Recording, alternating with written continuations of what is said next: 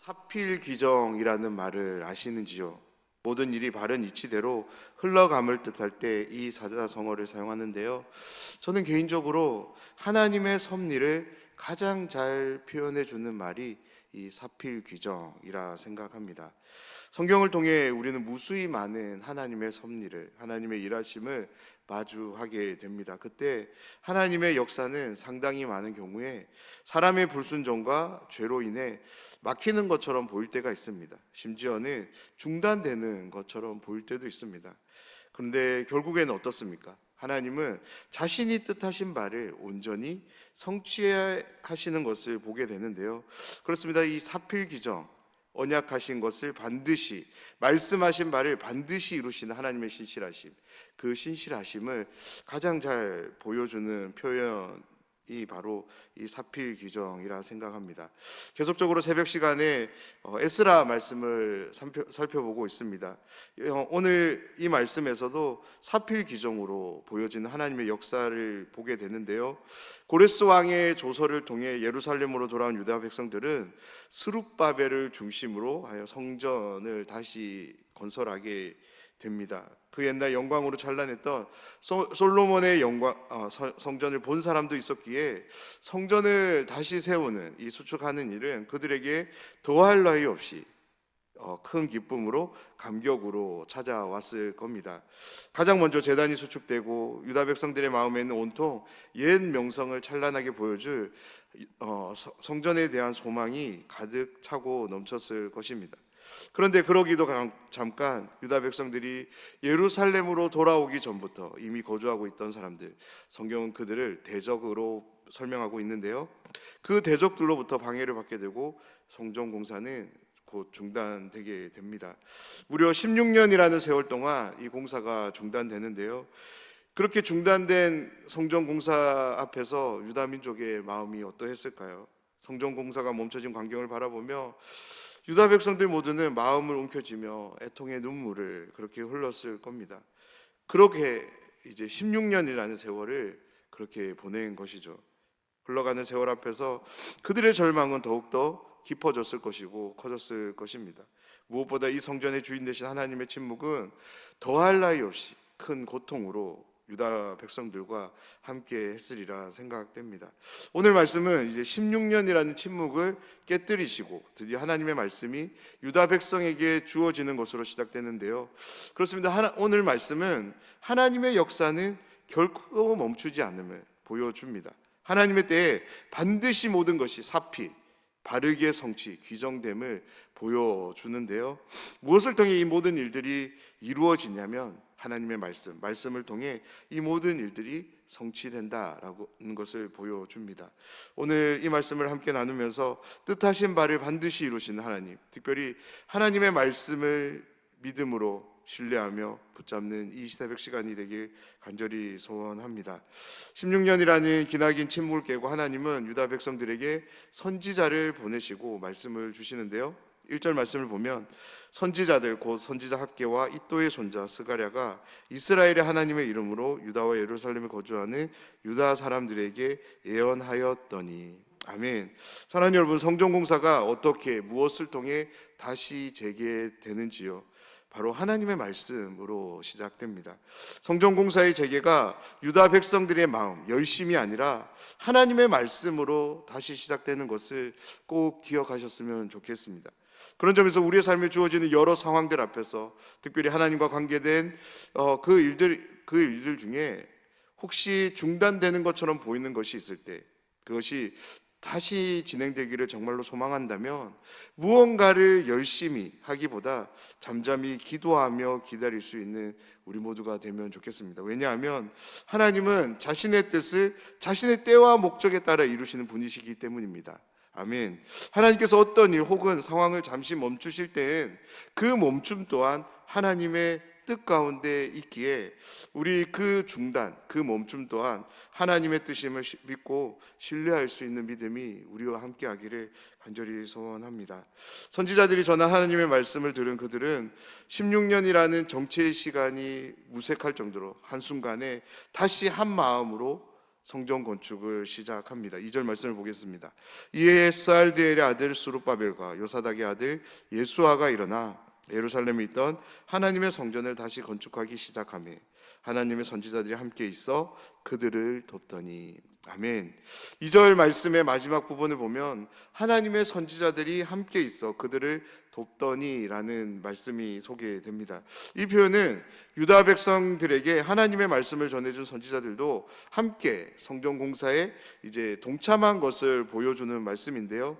선지자들의 함께함은 유다 백성들에게 단순히 어떤 노동의 증가만을 보여주는 것이 아니라 하나님의 말씀이 지금 우리와 함께하고 이 모든 공사를 돕고 있음을 실제적으로 보여주었던 것이죠. 그로 인해서 누구보다도 강력한 힘의 동력으로 작용되었던 것입니다.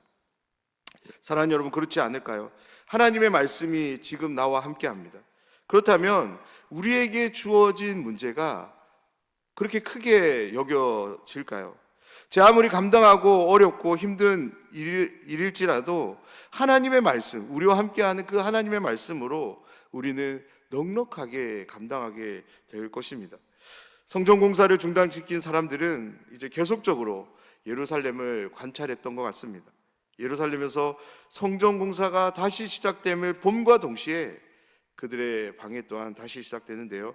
3절 말씀을 보면 그때에 유브라데 강 건너편 총독 다뜨네와 스달보스네와 그들의 동관들이 다 나와 그들에게 이르되 누가 너희에게 명령하여 이 성전을 건축하고 이 성곽을 마치게 하였느냐 하기로. 아멘. 3절을 보면 유브라데 강 건너편이라는 표현이 나옵니다.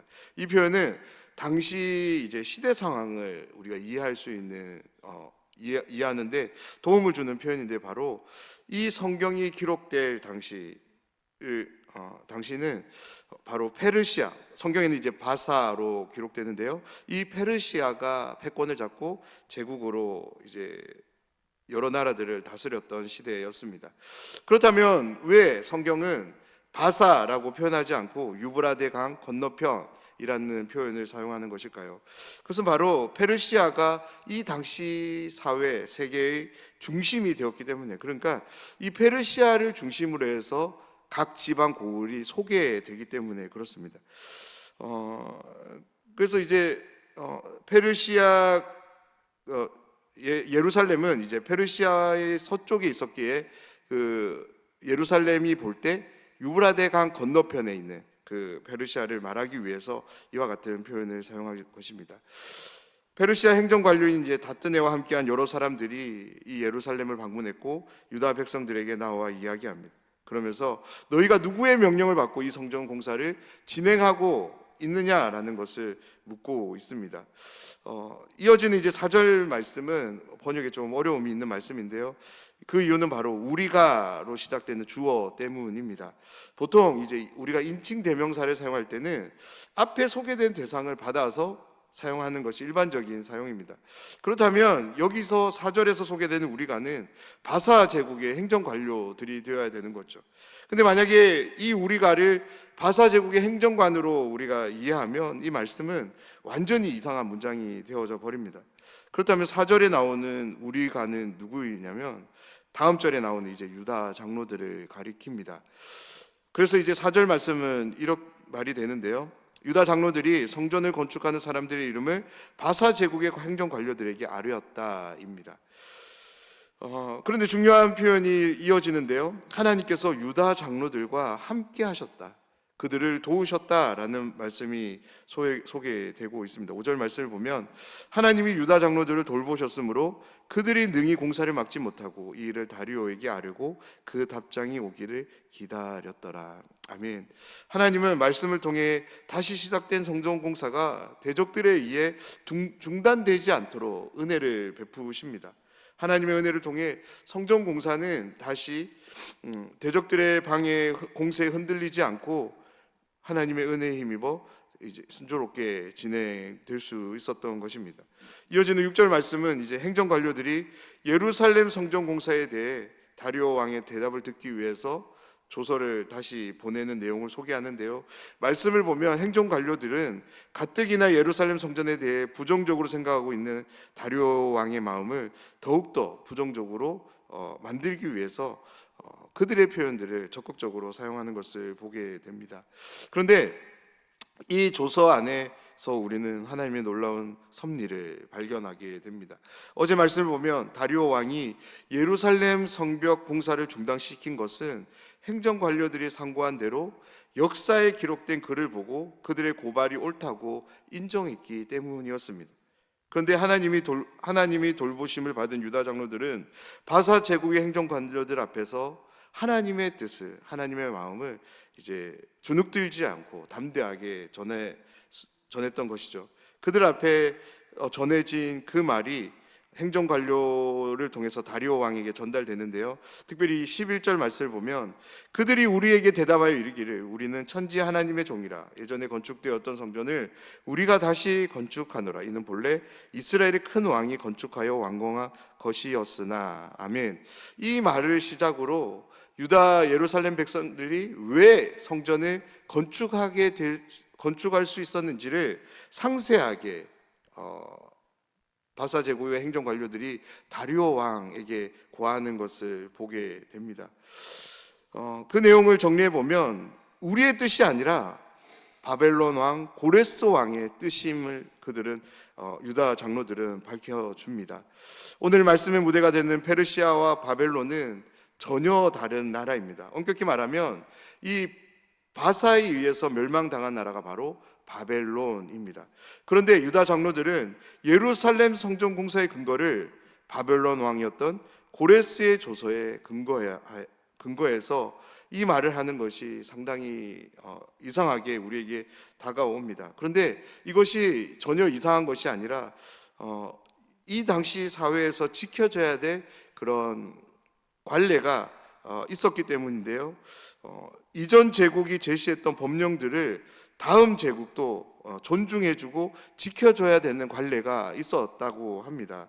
왜 그렇게 했냐면 이 당시에는 어떤 의사소통이나 어떤 제도들이 오늘날 시대와는 전혀 다르게 그렇게 광범위한 나라들을 엄격히 다 통제할 수 없었던 그런 시대였습니다.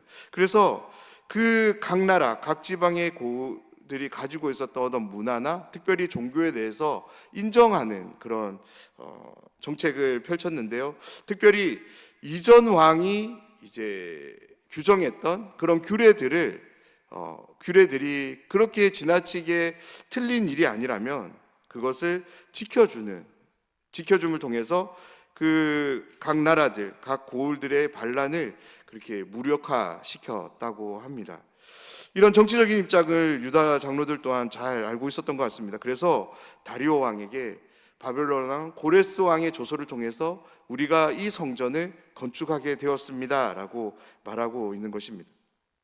그래서 17절 말씀을 보면 이제 왕께서 좋게 여기시거든 바벨론에서 왕의 보물 정각에서 조사하사 과연 고레스 왕이 조서를 내려 하나님의 이 성전을 예루살렘에 다시 건축하라 하셨는지 보시고 왕은 이 일에 대하여 왕의 기쁘신 뜻을 우리에게 보이소서 하였더라. 아멘.